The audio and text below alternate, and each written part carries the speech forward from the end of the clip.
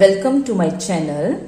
So in this video we will see what are the requirements to start coding. The first thing that we require is laptop or computer system.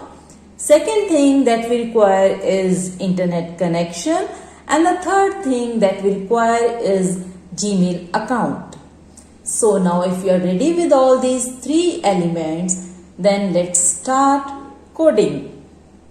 So in browser we will write code.org because this is the site where we are going to learn coding. At the right hand side, as you can see, there is an option sign in.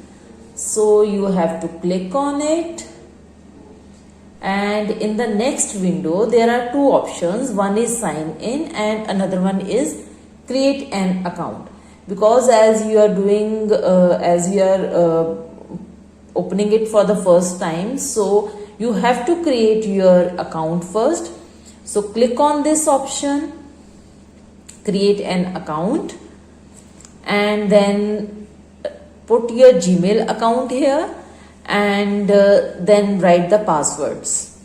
As I already have my Gmail account registered on this site, so I will directly write down my email account here, and then I will put my password, and then I will click on sign in.